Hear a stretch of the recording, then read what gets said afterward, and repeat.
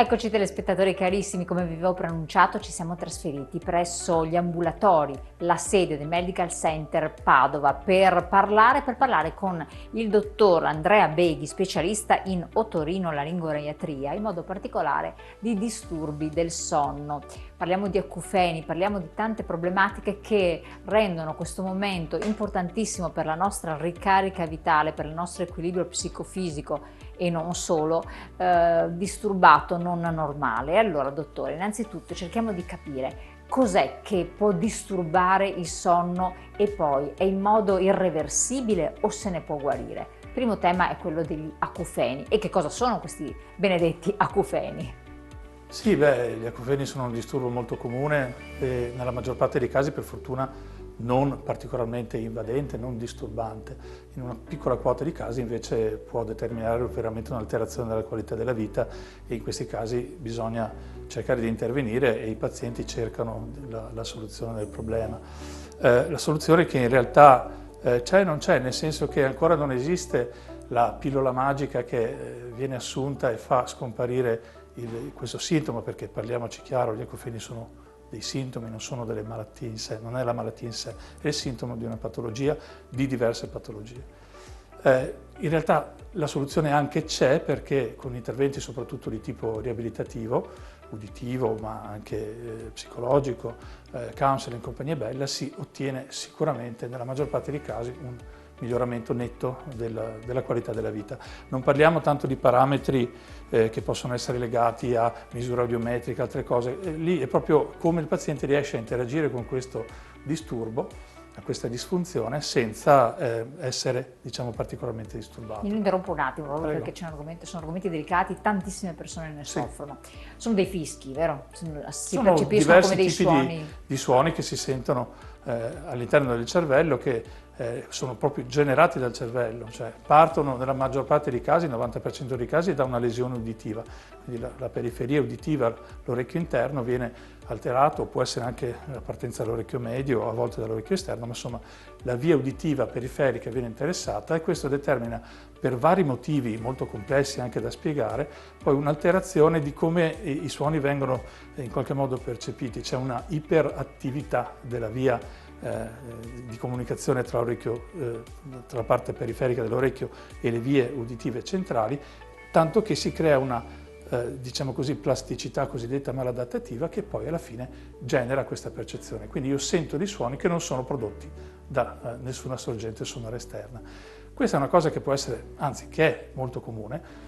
Possiamo pensare, chiunque sia andato a un concerto, insomma, suoni molto, molto forti, molto intensi, torna a casa con le orecchie che ronzano, che sibilano, però nella maggior parte dei casi sono cose temporanee, nel giro di alcune ore si risolvono. La mattina uno va a letto, insomma, va a letto la sera, si sveglia, la mattina non ce l'ha più. In certi casi però non è così, perché si creano delle lesioni, sono condizioni predisponenti di vario tipo. È importante in questi casi sempre considerare appunto l'acufene come un sintomo, quindi non è la malattia. E quindi noi dobbiamo capire questo sintomo da che cosa dipende, Quindi perché non ci sono c'è varie cause. Esatto, non c'è una causa unica. No, assolutamente no. Ci sono moltissime cause diverse ed è una cosa importante appunto affidarsi a uno specialista che abbia una competenza specifica nel settore per poter fare proprio una ottima valutazione di questi aspetti, per poter poi decidere qual è la strategia terapeutica, perché a volte ci sono delle cause che si possono gestire, in altri casi ci sono direttamente, cioè con delle terapie, e si ottengono dei buoni risultati, in altri casi non è così, come dicevo prima, si interviene con tecniche di tipo riabilitativo, però sempre con ottimi risultati in molti casi. Si è progrediti da questo punto di vista Assolutamente nel sì, studio, perché assolutamente io ricordo sì. tempo dietro, anni fa, per carità, che si parlava soltanto di acufeni, appunto.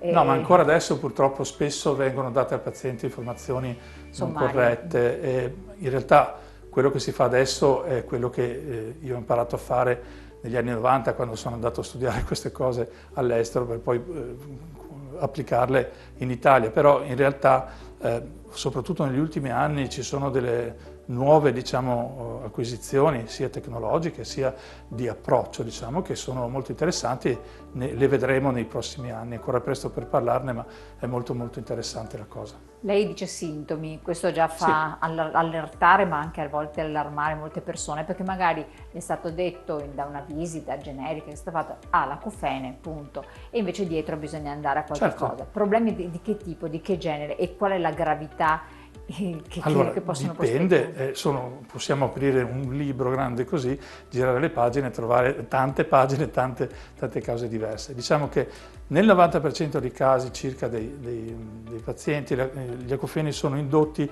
da una sordità, quindi c'è una sordità e noi la dobbiamo riconoscere. Questa sordità può essere legata, che ne so, a esposizione al rumore, forse la causa più comune, quindi la terapia più importante è la prevenzione in realtà. E questo bisognerebbe dirlo. In altri casi può essere una patologia che riguarda il nervo acustico, ci sono, che ne so, delle cisti, diciamo così, delle alterazioni del nervo che possono indurre questo. In altri casi sono patologie, per esempio, circolatorie, del microcircolo, e quindi noi andiamo a valutare persone che hanno disturbi di tipo circolatorio, quindi ipertesi, diabetici, dislipidemici, in cui questo tipo di situazione determina una sofferenza dell'orecchio interno che poi genera quella situazione disfunzionale che si produce nella percezione dell'acufene. Ci sono dei casi in cui tutto questo è legato a problematiche, per esempio, di tipo emozionale, associate spesso sempre a problematiche di tipo uditivo, quindi, però lì, diciamo, il punto critico è come la reazione emotiva a questa situazione comporta poi una alterazione della qualità della vita. Quindi è molto variabile questa situazione, le cause sono molte, però l'importante appunto è avere ben chiaro questo presupposto e quindi il medico deve fare questo lavoro, deve fare una diagnosi precisa e poi in base alla diagnosi, come dovrebbe essere sempre in medicina, si imposta una terapia. La terapia allevia anche i problemi notturni nella difficoltà. Allora, sì, riguardo alla sua domanda iniziale, la relazione con il sonno è duplice, perché sicuramente un paziente che ha un acufene molto disturbante fa fatica ad addormentarsi, perché nel momento in cui ci sono meno rumori di fondo, quindi è meno, diciamo così, si confonde meno, il paziente non è diciamo, impegnato in fare nell'azione, in alcune attività che possano distrarlo, diciamo, dalla percezione. Quindi sì, è proprio nel momento in cui è più rilevante questo tipo di disturbo e quindi questo può disturbare il sonno. Può essere anche invece una situazione in cui il paziente si addormenta, però poi si sveglia magari a metà della notte e fa fatica a riaddormentarsi. E questo è uno degli aspetti. Un altro aspetto è invece l'opposto, cioè dire chi soffre di problemi di insonnia sostanzialmente spesso può avere una esacerbazione dei suoi acufeni proprio perché sappiamo che dormire male, dormire poco può causare di più. Assolutamente, ci crea un disagio fisico ed emozionale che poi può essere una chiave ulteriore di stress e quindi si gioca un po' la partita sui due fronti, ecco, sostanzialmente. Si può alleviare in qualche modo, quindi sì, assolutamente, sì. Ma fino a che punto? Fino a un ottimo punto, cioè nel senso che lo scopo delle terapie attuali, che sono terapie di tipo appunto riabilitativo, uditivo, è quello di ridurre il tempo di percezione dell'acufene, ridurne l'intensità, a volte ridurre anche il tipo di suono, perché ci sono alcune percezioni che per alcune persone sono più disturbanti di altre. Tutto questo comporta appunto il fatto che ci si possa convivere molto bene, che sia una cosa a cui si presta poca attenzione, cioè il risultato della terapia è che non sono particolarmente disturbato da questa situazione, come avere un doloretto, come avere un'altra cosa, ok? Ovviamente non è così per tutti, non si ottiene questo risultato in tutti, però le statistiche attuali ci dicono che nella maggior parte dei casi, arriviamo anche fino all'80-85% dei casi, si ha un risultato positivo, un miglioramento che rende accettabile questa cosa. Le terapie che funzionano meglio di questo tipo sono quelle di tipo psicologico, terapia cognitivo-comportamentale, training autogeno, c'è chi parla di ipnosi anche se non è ancora così validata questa cosa, però in ogni caso un approccio psicologico funziona. Infatti una delle chiavi di volta dell'efficacia di una terapia è avere un team multidisciplinare dietro, quindi non è un disturbo che si cura da soli. Noi lavoriamo con psicologi che hanno un'esperienza specifica nel settore, lavoriamo con fisioterapisti perché a volte anche problematiche di tipo muscolare, soprattutto cranio-mandibolare, cranio-cervico-mandibolare, possono essere dei fattori scatenanti o interferenti e quindi si può lavorare anche a quel livello. Poi ovviamente lavoriamo con molti colleghi, in certi casi serve lo psichiatra perché magari la base è una patologia psichiatrica e quindi anche questa è una cosa che è fondamentale da trattare. Quindi un sintomo che non va trascurato no, perché potrebbe non va avere trascurato. Allora, se noi parliamo di statistiche, 100 persone hanno l'acufene, 90 probabilmente non vanno neanche a cercare di chiarire di che cosa si tratta, perché è una cosa che praticamente non percepiscono meno. Circa 10% hanno un problema effettivo, 1% ha un problema molto grave. Quindi noi ci occupiamo di questa quota di persone. Ovviamente la cosa importante, essendo un sintomo, è che se ce l'ho dovrei andare dal medico a dirlo. E il medico dovrebbe mandare da uno specialista per fare l'approfondimento, perché comunque è importante sapere il motivo. È come quando vediamo persone che hanno problemi di equilibrio, no? La vertigine, purtroppo a volte si vedono delle diagnosi, vertigine. No, la vertigine non è una diagnosi, la vertigine è un sintomo.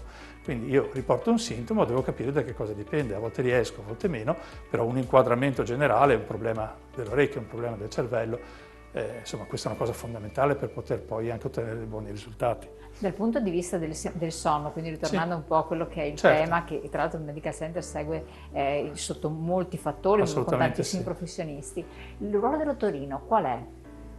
Riguardo al sonno in generale, riguardo al sonno acufeni? Il sonno in generale. Ok, beh, il sonno in generale, noi otorini ci occupiamo prevalentemente naturalmente dei disturbi respiratori nel sonno, questo è il nostro target, quindi ci sono dalle cose più banali, chiunque abbia avuto un raffreddore acuto sa quanto è difficile addormentarsi se non si respira bene per il naso, quindi una buona respirazione nasale è fondamentale, ma anche possiamo pensare come può essere un'alterazione della respirazione nasale, per esempio nei bambini, no? Come possa comportare alla lunga delle problematiche di sviluppo craniofaciale. Quindi è bene anche i bambini subito andare dall'otorino, fare una visita? No, allora, lì è problemi. sempre un lavoro di insieme, quindi è giusto che sia il pediatra in primo luogo a occuparsi di queste cose, sarebbe molto utile avere un'ottima collaborazione precoce, cioè quando i bambini sono già ancora piccolini, ma in questo contesto ci sono gli specialisti più adatti di me a dirlo, ma lavorare insieme con i dentisti, con gli ortodontisti in particolare è molto importante perché alcune anomalie, per esempio del palato, possono incidere sulla respirazione e viceversa, quindi un lavoro di team anche in questo caso. Però poi ovviamente, almeno per quello che riguarda me, il mio interesse principale è nei disturbi respiratori nel sonno che creano una patologia che è la roncopatia, quindi russamento o sindrome delle apnee ostruttive. Lì ovviamente il ruolo dell'otorino è fondamentale, è anche definito da un documento di indirizzo del Ministero della Sanità del 2016 che dice che proprio l'otorino e lo pneumologo sono le persone che all'inizio... Di riferimento. Sì, beh, d'altra parte parliamo di una patologia che si estrinseca inizialmente a livello delle vie respiratorie, alte e basse, quindi è anche naturale. Quindi fa parte della fisiologia e della fisiopatologia di questo disturbo. Ovviamente però poi anche in questo ambito assolutamente il lavoro di team è fondamentale. Ecco, noi ci occupiamo prevalentemente di tutto quello che è la diagnostica delle prime vie respiratorie, quindi in particolare la funzione nasale, diciamo, gli aspetti legati al palato, quindi al velo pendulo, alle tonsille, base della lingua e in parte la laringe. E anche qui non ci si ferma mai a un primo step. Noi ci basiamo ovviamente sui risultati degli studi poligrafici, quindi la polisonografia e il monitoraggio cardiorespiratorio per capire qual è l'entità del problema, poi cerchiamo di capire qual è il ruolo della via respiratoria alta nel contesto della generazione di questa patologia. Un'altra cosa interessante perché coinvolge molte persone è l'equilibrio e quindi che relazione c'è tra il sonno e l'equilibrio? Mi viene da ridere perché sembra un po' strano dire ma cosa c'entra? In realtà sono acquisizioni abbastanza recenti, stanno uscendo dei lavori ormai da qualche anno che dicono che nella sindrome delle apnee ostruttive del sonno ci può essere una compresenza di patologie dell'orecchio interno che causano disturbi uditivi, acufeni e disturbi dell'equilibrio. Quale sia la relazione? Beh, l'ipotesi principale è che comportando la sindrome dell'apnea ostruttiva del sonno, un disturbo metabolico, sia quello, a livello per esempio del microcircolo, a creare un disturbo a livello dell'orecchio interno. Ricordiamoci che l'orecchio interno è una delle strutture che soffre di più la carenza di ossigeno. Quindi tutto quello che è alterazione circolatoria spesso dà un campanello d'allarme a livello dell'orecchio. Quindi possiamo anche ipotizzare l'attenzione a questi sintomi anche a livello preventivo. Quindi andiamo a vedere queste cose, vediamo se c'è una base di disfunzione generale e partiamo da lì e poi andiamo a curare tutto quello che si può. Certo, quindi vertigini, anche il discorso. Anche vertigini, assolutamente. È dimostrato che ci siano delle alterazioni anche dell'orecchio interno, del labirinto cosiddetto posteriore, dove ci sono i recettori che controllano l'equilibrio. Sì. Secondo lei, dottore, abbiamo parlato di diverse problematiche e patologie, anche questa delle vertigini, della mancanza di stabilità, sono guaribili, tra virgolette? Assolutamente. Sì, anzi, il problema è che spesso sono disturbi molto poco considerati ed è un peccato perché sono frequentissimi, colpiscono una gran parte della popolazione e sempre di più con gli anziani. Anche anziani. Assolutamente, e aumentano il rischio di caduta, quindi disturbano tantissimo la qualità della vita. Anche qui c'è tantissimi tipi diversi di patologie, da quelle che riguardano l'orecchio interno a quelle che riguardano il sistema nervoso centrale. Anche qui è fondamentale la diagnosi, anche qui l'approccio è multidisciplinare, però per esempio il disturbo più comune che crea vertigine intesa propriamente, cioè vedo tutto che gira, no? Questa situazione, la causa più comune è il distacco otolitico, la famosa vertigine parossistica posizionale benigna.